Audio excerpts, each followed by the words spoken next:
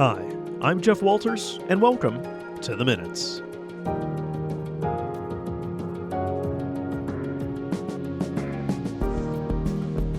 And thanks for listening today. It's great to have you along on The Minutes for the week of January the 13th, 2025. This is a City of Thunder Bay podcast. The Minutes takes a look at what happened at Thunder Bay City Council this past week. You can find The Minutes wherever you get your podcasts, including our YouTube channel and our website, thunderbay.ca/The Minutes. If you want to keep your finger on the pulse of what's happening at City Hall, just hit that subscribe button. And a special welcome to viewers on CKPR TV this week. We are now airing weekly on Thunder Bay Television. On this episode, I'll have a rundown of what happened at Thunder Bay City Council this past week, as well as an interview with Danielle Thom, the city's climate action specialist. The Boulevard Garden and Maintenance By-law was back at Council on Monday night, and we'll hear what happened. But first, when it comes to the budget, the city is looking to hear from you. There's an open house coming up on Wednesday, January the 22nd at the Italian Cultural Center. It starts at 6:30 p.m. This is your chance to speak with city administration and ask any questions that you have about the city budget. The budget will be released to the public on Friday, January the 17th. If you want to learn more about the budget in Thunder Bay, visit our website at thunderbay.ca/budget. Council heard some information on how the first year of The Minutes, that's the program that you're listening to right now, was received in the city. The presentation was done by Stacey Levinan, the Supervisor of Corporate Communications, and myself, Jeff Walters. The presentation detailed where you can find the podcast, its reception from the public and the media, how it's used by staff, and how it improves communication with the public.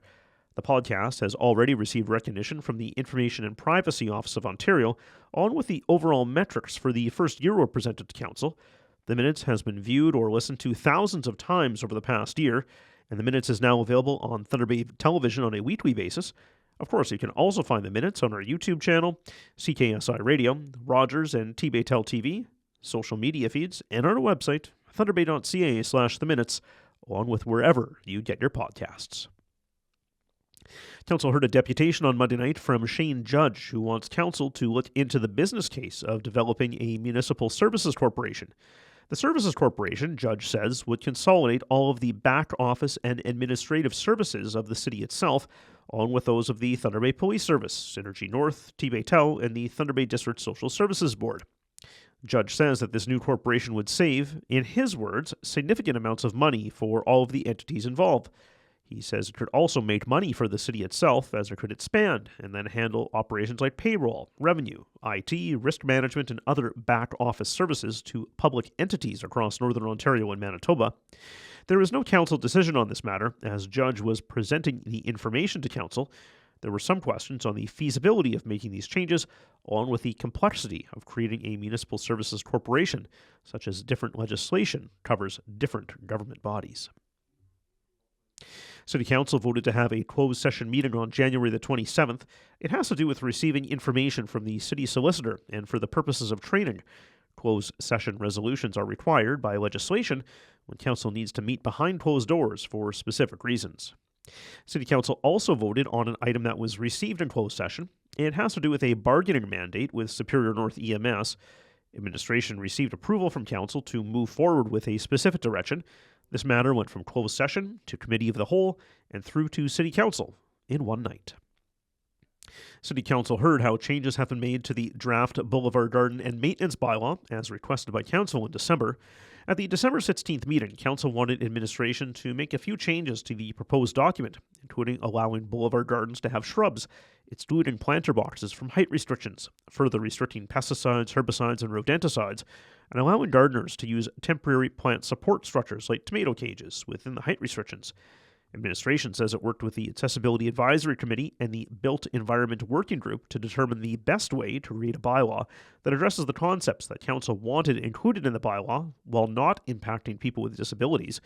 This included reworking the bylaw and getting feedback from the impacted groups. The current version of the bylaw did not receive any opposition. However, administration says members of the Accessibility Advisory Committee and the Built Environment Working Group reinforced the importance of clear sightlines and that depending on how plants are placed in the boulevard area, that impacts the movement of sound. This would have an impact on how people with visual and hearing impairments move through and around the space. All of the items mentioned above regarding shrubs, planter box heights, pesticide restrictions, and allowing temporary plant support structures like a tomato cage are now part of the bylaw. The bylaw will be presented to City Council at the end of February. Administration will also have some community consultation on the Boulevard Garden By-law in early 2027.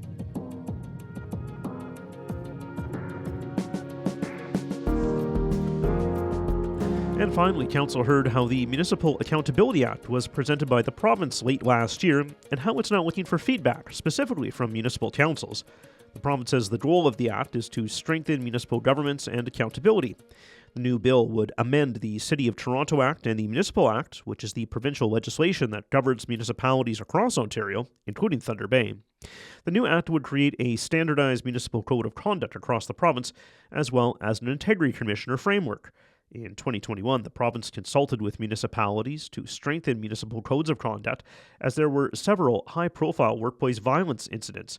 The city's Intergovernmental Affairs Committee, at its January meeting, said there would be no need for advocacy until more information is available after public consultations are complete. The committee noted that all members of municipal councils will be equally impacted by this change, and they should have their own opportunity to contribute their views. The Office of the City Clerk notes that if passed, the bill would shift from municipally established codes of conduct to a provincial framework. That means that municipally created codes of conduct would be repealed, and then a prescribed code of conduct for councillors and mayors would then require them to comply with the code of conduct, mandate integrity commissioners to provide code of conduct training or education, and also require councillors or mayors to take any new mandated training. One of the major changes is how violations to the code of conduct are addressed. Currently, if a violation is found, the integrity commissioner can recommend a penalty for the councillor or mayor. There's a limit of a suspension of pay for up to 90 days in the current legislation.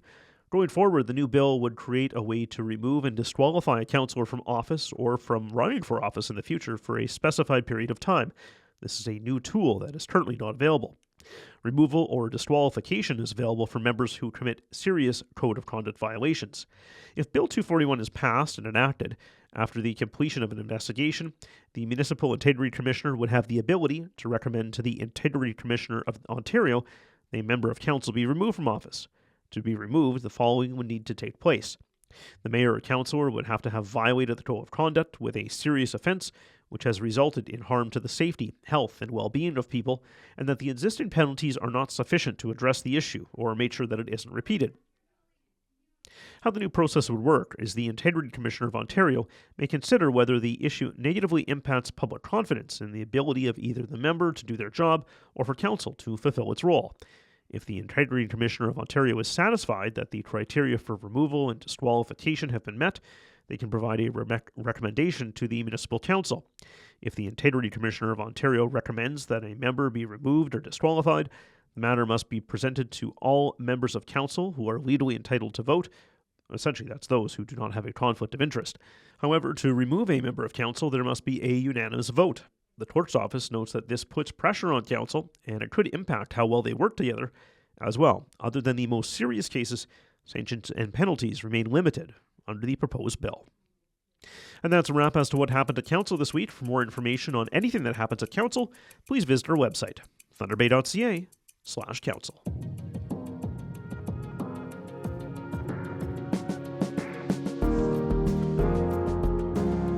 Starting this spring, the plan is to allow gardeners across Thunder Bay to dig into their boulevards and plant. City Council heard on Monday about revisions to the proposed Boulevard Garden and Maintenance By-law. It's the latest in a series of drafts for the proposed bylaw, and this version incorporates some changes that were requested by the public and by City Council. Danielle Thom is the city's climate action specialist, and she was at Council on Monday night. Danielle, thanks for coming into the Minute Studio today. Thanks for having me. Yeah, glad that you could make it in today. So this is the third time you've been at Council. Why were you at Council a third time for this? All right. So the third time was the charm. I'm hoping for this. That's good.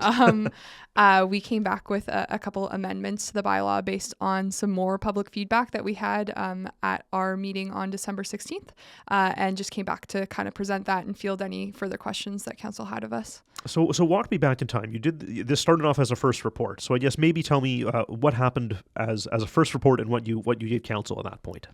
Alrighty. So as a first report, I gave council kind of a broad overview of what we've been working on in the bylaw. So moving back even before the first report, in 2021, there's a deputation made to City Council that September saying, hey, we're really interested in these boulevard gardens, these boulevard gardening movements that are happening through the country. Can we move forward with this? Council said yes. And then in 2022, in the winter, a working group was formed of internal folks that had a stake in the Boulevard area. As I've said before, and I feel like I'll say again and again and again, there's a lot of moving pieces in the Boulevard. So that group included people from roads, people from waste management, people from water and sewer, folks like me with communications, bylaw folks, legal, all that sort of stuff. People like realty and development services and stuff like that all came together and said, okay, let's take a crack at this. Then over the next 3 or so years, that was chipped away at until 2024 when my particular position came into the picture and started doing public engagement. Based on a bit of public engagement and the expertise of that internal working group, we came with a first report in September, specifically on September 23rd, 2024, to say, hey, this is what we've been working on for the last 3 years. Let me give you this. And then that started another period of engagement after that. So my report back that I did in December was based on the feedback that we had gathered through surveys and through public feedback events, and then also through many, many phone calls that I fielded and emails and things like that. Compiled all of that into amendments that we made to that original bylaw that we presented as the first report. That was actually quite shockingly different. Changed a lot of language, allowed more things and stuff, increased height limits, all the bing bang shaboodle. And then that's a technical term, right? 100%. Okay. We're only working in technical terms here, Jeff. So did that.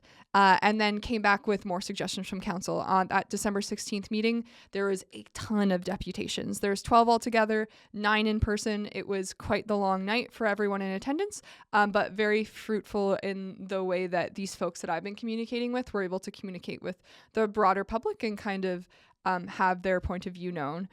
Taking those considerations in, I've gone back, I've talked to the Accessibility Advisory Committee about some of these considerations and whatnot, and then last night at council, I went back this Monday, so that's January 13th, to present those findings and say, hey, these are the changes that we can make comfortably.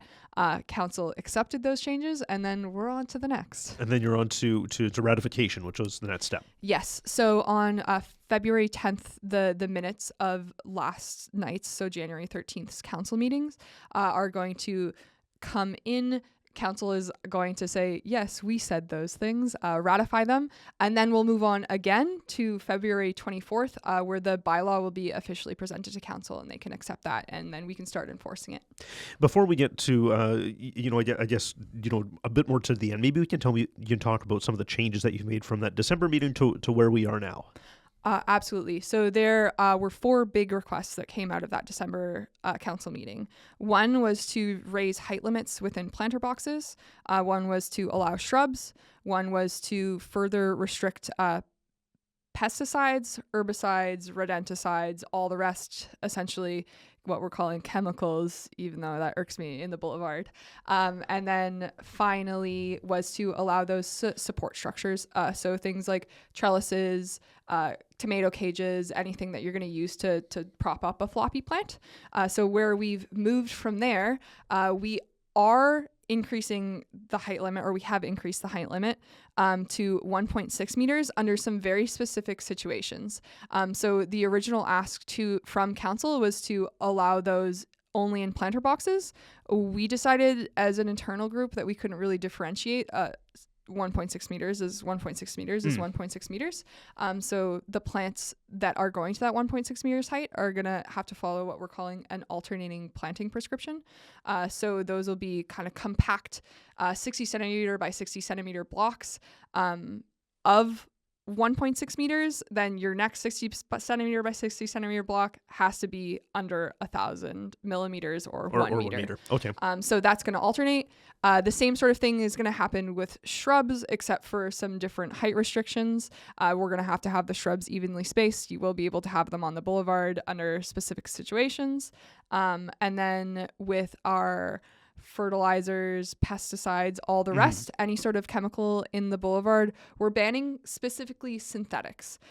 So that the idea behind this is that any sort of industrially produced kind of cure-all blanket, I'm going to kill everything in my yard, we're not going to allow that in public spaces. We already don't allow that in our parks. Our parks folks are not able to use that. So we are moving forward with allowing, I want to say, more natural remedies. So looking at being able to include things like compost safely in your front garden, pest management with things like vinegar, or more household, less potent stuff. And then last but not least is those support structures. Anything pointy, we're going to keep to a garden box. We're just for safety reasons. We don't want people to fall at a greater distance and increase the risk of really nasty puncture wounds, really. Yep. But cages and baskets, so those things that are commonly used for like maybe some sorts of herbaceous flower things, but mostly tomatoes, we're going to allow everywhere except for setback areas. Okay. So actually a number of changes even since December, really. Oh, yeah. A lot of discussion about this bylaw before it even got to council. As you said, 12 deputations. That's, maybe not a record, but probably pretty close. What were you hearing what are you hearing now from the groups who had an interest in this bylaw? Folks are generally happy and relieved that things are going through. I think we're feeling pretty much the same way. A lot of folks have worked really hard on this, and it's gotten to a point where we haven't gotten to yes on everything, because it's impossible to get to yes on everything. There's always an ability to drill down more. But those folks are excited, and they're excited to move forward with me on some public education to do with this as well. A lot of these people have a lot of knowledge, is what I've learned through this whole situation, and I'm excited to kind of move forward with this project and actually see it come to life and not just have this not empty bylaw, but you're picking up what I'm putting out, this kind of skeleton, really clean, perfect thing. It's a pretty encompassing bylaw. There's a lot of detail in it. It is. We wanted to make it first and foremost safe for everyone, and then enforceable from a legal point of view.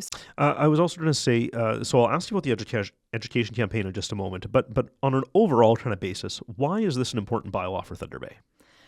So we're really picking up on a bylaw for biodiversity wave that's happening across the country and across really a lot of the world that has had bylaws in the past. So we're thinking a lot of colonial structures that were made to support like a turf grass lawn, so a very clean, manicured, whatnot. I think especially since the pandemic, there's been an outpouring of people realizing that gardening and getting outside, even in that small space that you have in the city, really helps your mental health and so much and so forth going forward. And not to mention mitigating greenhouse gas, like offsetting anything that your house may be putting off, not anything, but your piece, and then helping out with flood and drought resistance. I know in Thunder Bay in the last few years, we've had some massive floods within the last 10, 15 years, and some incredible drought situations, which have people worried. And this kind of just gives people an avenue to work on that. A big piece of this bylaw, as you mentioned, is an education campaign that's to be coming up this spring. So can you tell me a bit about that and what you've got planned? So this has been everything that I've been dreaming of. When I go home from thinking about the bylaw, I start thinking about the education campaign. I really want a kind of three-pronged approach. Firstly, I want everything to live on the website somewhere. We haven't quite figured out if that's going to be under bylaw or under my stuff with the Earth Care Advisory Committee and the Earth Care main page there. So there's going to be a whole bunch of information online there. I also want some sort of video because I know some people don't necessarily learn as well from reading as they do from just listening, and some visuals.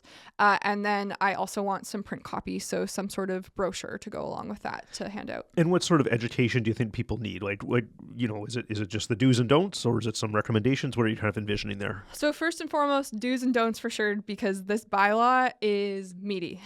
As we've talked about before, there's a lot of numbers and things like that. So I really want to get some diagrams in there to show people that under these restrictions, you can still make something beautiful and you can still make this work for your garden. And then I also really want to pinpoint some of the environmental factors that could make or break this being good for like our watersheds and stuff like that. So things on, even though we ban synthetic fertilizers and pesticides, the proper use for things really makes a difference. And so I just want to make sure to get that out there. And I also want to leverage some awesome supports that people like the LRCA and stuff have put out on how to plant native plants and keep pollinators happy here. Yeah, and that all makes a difference, right, for biodiversity. 100%. So I know that we still have to get through some final approvals kind of thing. We have to have minutes ratified and the bylaw itself passed as well. But when can people start to garden on their boulevards? It's snowy out there right now, so I don't think anyone's will be digging for a few weeks. So if all goes to plan, after February 24th, it will no longer be illegal to have a boulevard garden. That being said, we are still working on that internal declaration and acknowledgement process, which is actually, along with the education campaign, kind of my main focus right now. So we are working with an internal group of folks from our corporate information and technology group to get that up and running. Along with education, our aim is for the end of March to be able to have this all ready to go so you can register your garden and plan your garden and plant your garden in the spring. Yeah, as I said, if you're doing end of March, yeah, hopefully we'll still have some snow on the ground. That is also very optimistic. I don't want to tie myself completely to that. That is dependent on everything going to plan. Sure, but yeah, it'll be before planting season at least. Before planting, before May, I'm hoping. Before May, all right. Danielle, I really appreciate you coming in today. Thank you very much. Oh, thank you for having me. That is Danielle Thom. She is the city's climate action specialist, and she joined me here in the Minutes studio. And a big thanks for listening to the Minutes this week. Of course, if you want more information about City Council, agendas, or minutes, visit thunderbay.ca/council. If you want to listen to past episodes or maybe provide some feedback, visit thunderbay.ca/theminutes. You can also find the Minutes wherever you get your podcasts, plus you can find us on YouTube and on our website as well. That's thunderbay.ca/theminutes. If you want to keep your finger on the pulse of what's happening at City Hall, just hit that subscribe button. I'm Jeff Walters. Thanks for listening this week. We'll chat again next week. Make it a great day.